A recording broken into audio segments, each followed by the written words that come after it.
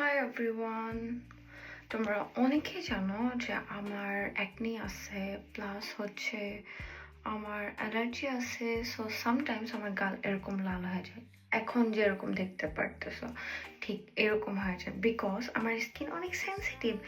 That's why আমি recently একটা serum use করতেছি, লাইক 4-5 দিন।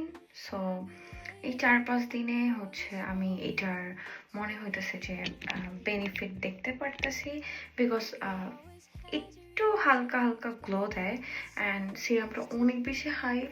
আনোয়ার এই ফেস ওয়াশটা যেরকম হাই, সো আনোয়ার এই সিরামটাও কিন্তু ওরকম হাইট।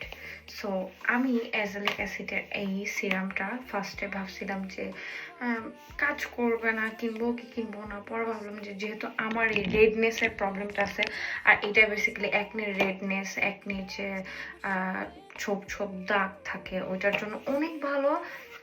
ঘাটাঘাটি করার পর দেখলাম যে রিভিউ অনেক ভালো, দ্যাটস আমি কিনছি।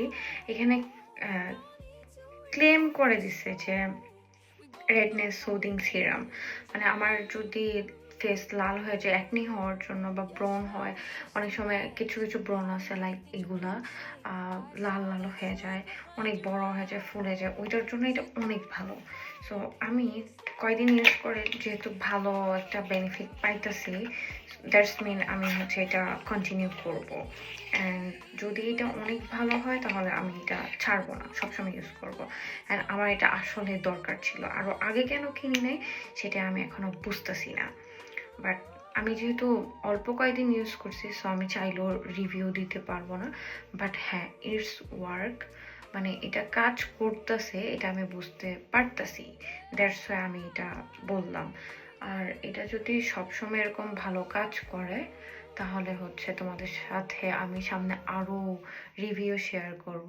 সো আমার যেহেতু অ্যাকনি প্রন স্কিন, তারপর সেন্সিটিভ স্কিন, এটার জন্য যেহেতু এটা অনেক ভালো কাজ করতেছে, দ্যাটস মিন এটা আমাকে স্যুট করবে।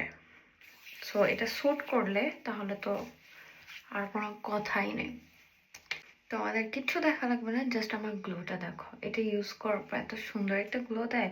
সবসময় যদি এরকম গ্লোয়িং স্কিন থাকে তাহলে তার কোনো কথাই নেই। যাই হোক, আমি এখন ঘুমাইতে যাব। আমার স্কিন কেয়ার এখনো বাকি, বাট আমি একটা একটা করে শেয়ার করবো।